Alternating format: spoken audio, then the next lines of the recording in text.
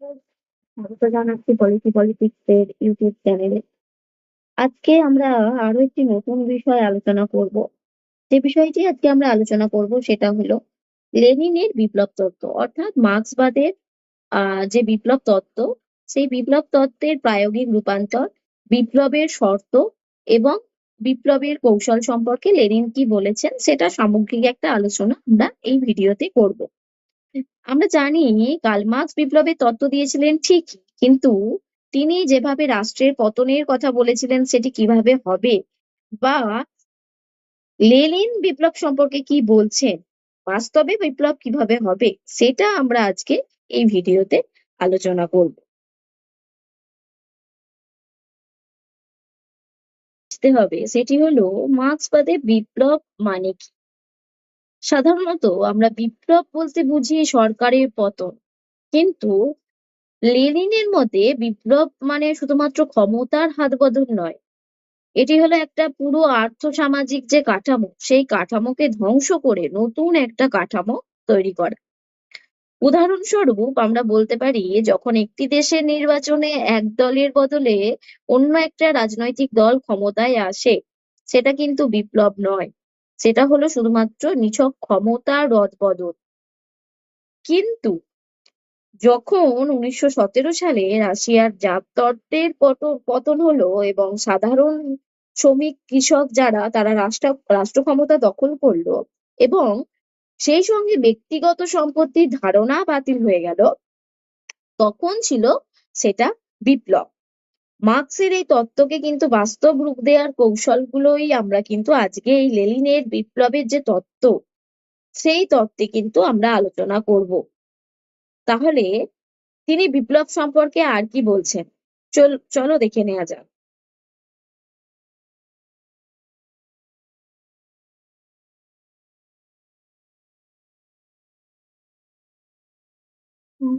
তত্ত্বের সাথে লেনিনের ভাবনার কিছু মৌলিক তফাৎ আছে, সেটা আমরা আগেই জেনেছি।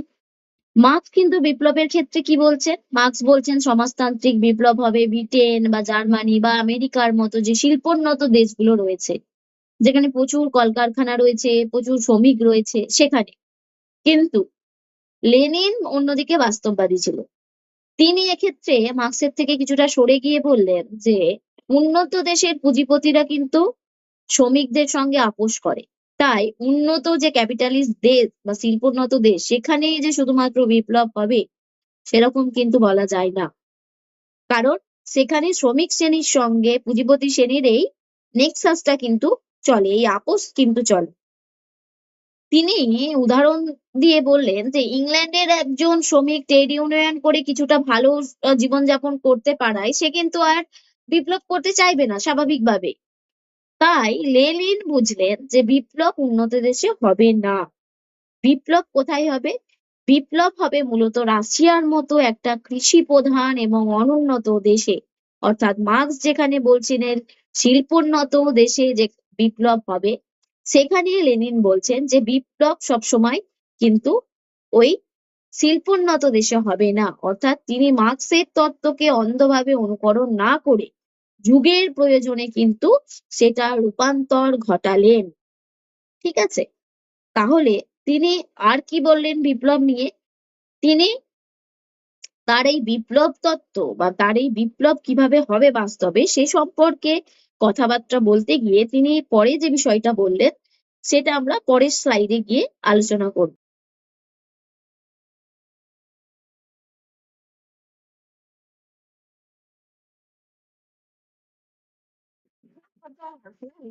সেই বিখ্যাত দুর্বলতম শৃঙ্খল বা উইকেস্ট লিঙ্ক থিওরি।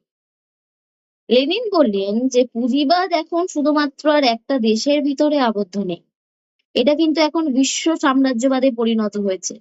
পুরো বিশ্ব যেন একটা সাম্রাজ্যবাদী শিকল দিয়ে বাঁধা, কারণ যারা পুঁজিপতি তারা কিন্তু সাম্রাজ্যবাদের যে শাসন সেই শাসন কিন্তু সমগ্র বিশ্বে বজায় রেখেছে।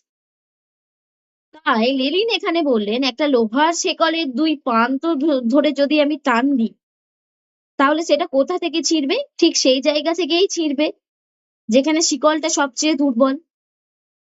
আর প্রথম বিশ্বযুদ্ধের সময় রাশিয়া ছিল সেই শিকলের সবচেয়ে দুর্বলতম জায়গা 1917 সালে। কারণ সেখানে জারের স্বৈরশাসন, কৃষকদের তীব্র দারিদ্র্য এবং প্রথম বিশ্বযুদ্ধে লাখ লাখ যে সেনার মৃত্যু, এই যে একটা ভয়াবহ অবস্থা, এই সবকিছু মিলে কিন্তু একটা ভয়াবহ সংকট তৈরি হয়েছিল। আর ঠিক এই সময়েই কিন্তু রাশিয়াতে কি দেখা গেল? রাশিয়াতে বিপ্লব দেখা গেল। লেনিন ঠিক এই দুর্বল জায়গাতেই কিন্তু আঘাত হানার কৌশল কিন্তু নিয়েছিলেন। অর্থাৎ তিনি বললেন যে দুর্বলতম শৃঙ্খল তত্ত্বকে ব্যবহার করেই কিন্তু বিপ্লব ঘটবে। বিপ্লবী তত্ত্বের ক্ষেত্রে লেনিনের সব থেকে বড় উপাদান হলো তার ভ্যানগার্ড পার্টি বা অগ্রণী দলের ধারণা।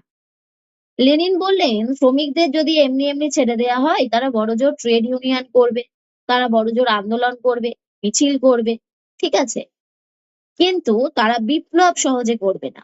উদাহরণ দিয়ে যদি ব্যাপারটাকে বলি, তাহলে কারখানার শ্রমিকরা আন্দোলন করে কিন্তু বলবে যে আমাদের 8 ঘন্টা কাজ আর 10% বেতন বৃদ্ধি করতে হবে, কিন্তু তারা কখনোই বলবে না যে আমরা এই পুঁজিবাদী রাষ্ট্র কাঠামোকেই ভেঙে ফেলবো। তাহলে তাদের মধ্যে এই সমাজতান্ত্রিক চেতনা ভেতরে ঢোকাতে হবে বাইরে থেকে, অর্থাৎ তাদের মনের মধ্যে ঢোকাতে হবে সমাজতান্ত্রিক চেতনা। আর এই কাজটা কারা করবে? এই কাজটা করবে হচ্ছে ভ্যানগার্ড পার্টি।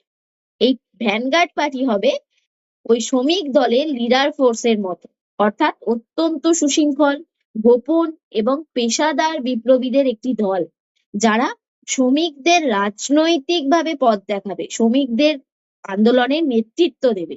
1917 সালে কিন্তু লেনিনের বলশেভিক দল ঠিক এই ভূমিকাটাই পালন করেছিল, এবং এই ভূমিকাটা পালন করেছিল বলেই কিন্তু লেনিন আমাদের এই ভ্যানগার্ড পার্টি থিওরি কিন্তু দিচ্ছে। ভ্যানগার্ড পার্টির কথা বলার পর লেনিন কিন্তু আমাদেরকে বিপ্লবের কিছু শর্তের কথাও বলছেন। তিনি দু ধরনের শর্তের কথা বলছেন। প্রথম শর্ত হচ্ছে বিপ্লবের বস্তুগত শর্ত বা অবজেক্টিভ কন্ডিশন। দ্বিতীয় শর্ত হচ্ছে সাবজেক্টিভ কন্ডিশন। ঠিক আছে? বস্তুগত শর্ত কি? লেনিন বললেন যে চাইলেই কিন্তু হঠাৎ করে বিপ্লব হবে না। তাহলে বিপ্লব হতে গেলে কিন্তু সমাজে একটা বিশেষ অবস্থার প্রয়োজন বা বিশেষ সংকটময় পরিস্থিতির প্রয়োজন যখন হয় বা সংকটময় পরিস্থিতি যখন তৈরি হয়, তখন কিন্তু বিপ্লব সম্ভব হয়। একেই তিনি বলছেন বিপ্লবের বস্তুগত শর্ত। বিপ্লবের এই যে বস্তুগত শর্ত, এর তিনটে আবার লক্ষণ আছে। সেই তিনটি লক্ষণ কি? প্রথম লক্ষণ হচ্ছে যখন শাসক শ্রেণী আর নিজেদের পুরনো আদব কায়দায় কিন্তু শাসন করতে যখন পারে না, প্রথম শর্ত। দ্বিতীয় লক্ষণ কি? দ্বিতীয় লক্ষণ হচ্ছে সাধারণ মানুষের পিঠ যখন দেওয়ালে ঠেকে যায়, অর্থাৎ সাধারণ মানুষ যখন শাসক শ্রেণীর অত্যাচার আর সহ্য করতে পারে না।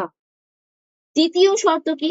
তৃতীয় শর্ত হচ্ছে মানুষ যখন রাজনৈতিকভাবে সক্রিয় হয়ে যায় বা তাদের মধ্যে রাজনৈতিক সচেতনতা যখন আরো চরম পর্যায়ে যায়, তখন কিন্তু বিপ্লবের বস্তুগত শর্ত গড়ে ওঠে।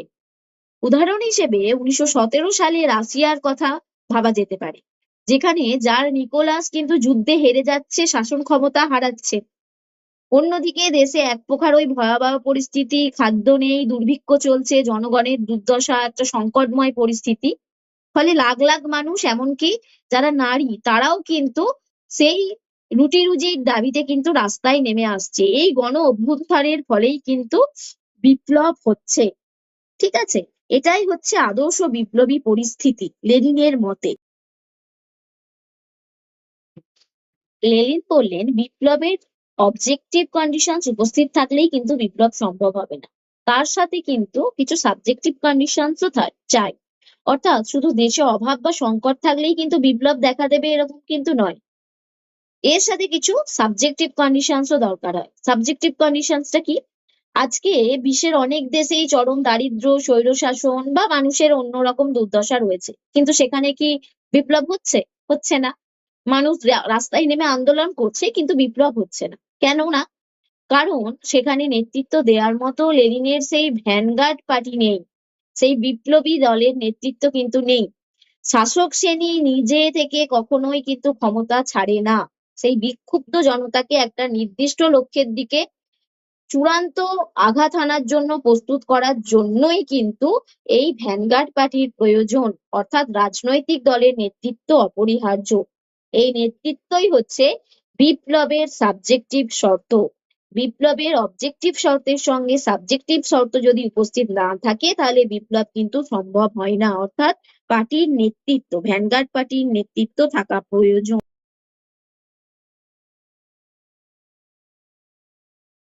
এরপর লেনিন যেটি বললেন সেটা হচ্ছে যে বিপ্লব যখন সফল হয় তখন কি হয়। তিনি তার রাষ্ট্র এবং বিপ্লব বইয়ে বলছেন যে পুরনো রাষ্ট্রযন্ত্রটাকে কিন্তু বিপ্লবের পর পুরোপুরি গুঁড়িয়ে দিতে হবে, মানে স্ম্যাশ দ্য স্টেট।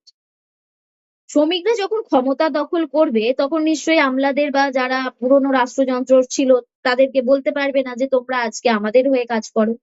কারণ ওই পুলিশ বা ওই সেনাবাহিনী বা রাষ্ট্রযন্ত্র যেটা তৈরি হয়েছিল সেটা তো ছিল মূলত শ্রেণী শোষণের একটা যন্ত্র, সেটা তো শোষণের জন্যই তৈরি হয়েছিল।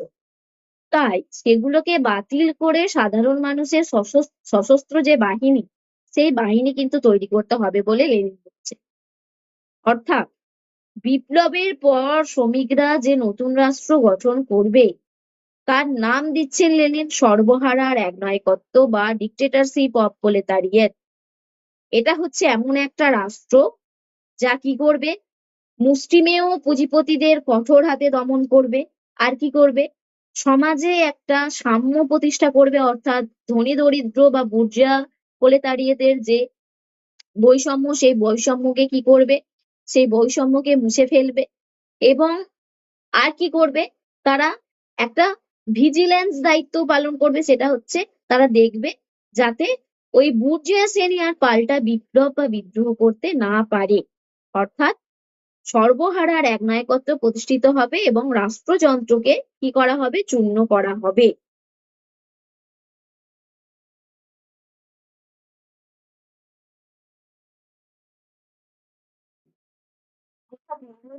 বিপ্লবের তত্ত্ব সেটাকে যদি আমরা পর্যায়ক্রমিক ভাবে বুঝতে চাই তাহলে দেখবো যে প্রথম ওই বুর্জোয়া রাষ্ট্র যেটা শ্রেণী শোষণের যন্ত্র হিসেবে বিদ্যমান সেটার এগেনস্টে কি হচ্ছে, সশস্ত্র বিপ্লব হচ্ছে, পুরনো রাষ্ট্রযন্ত্র ধ্বংস হয়ে যাচ্ছে, ঠিক আছে। এবং কি হচ্ছে, সমাজতান্ত্রিক রাষ্ট্র প্রতিষ্ঠিত হচ্ছে, ঠিক আছে। সমাজতান্ত্রিক রাষ্ট্র প্রতিষ্ঠিত হবার সাথে সাথে কি হচ্ছে, একটা শ্রেণীহীন সমাজ গঠিত হচ্ছে। শ্রেণীহীন সমাজ গঠনের সাথে সাথে কি হচ্ছে, সমাজ থেকে যত ধরনের যে বৈষম্য সেই বৈষম্য কিন্তু কি করা হচ্ছে, সেই বৈষম্যকে মুছে দিয়ে শ্রেণীহীন সমাজের উদ্ভব হচ্ছে এবং শেষমেশ কি হচ্ছে, রাষ্ট্রযন্ত্রের আর প্রয়োজনীয়তা থাকছে না। এবং এইভাবেই কিন্তু লেনিন তার বিপ্লবের তত্ত্বকে আমাদের সামনে উপস্থাপন করছে। বিপ্লবের কিছু শর্তের কথা বলছেন, ভ্যানগার্ড পার্টির কথা বলছেন, কৌশলগত রূপরেখার কথা বলছেন এবং একসাথে শেষে রাষ্ট্র এবং সমাজের অবস্থান কেমন হবে সেটাও কিন্তু তিনি তার তত্ত্বে আলোচনা করছেন। তাহলে এটা ছিল আজকে আমাদের আলোচ্য বিষয়। আহ তাহলে এটি ছিল লেনিনের বিপ্লবের তত্ত্ব। আশা করি সকলে বুঝতে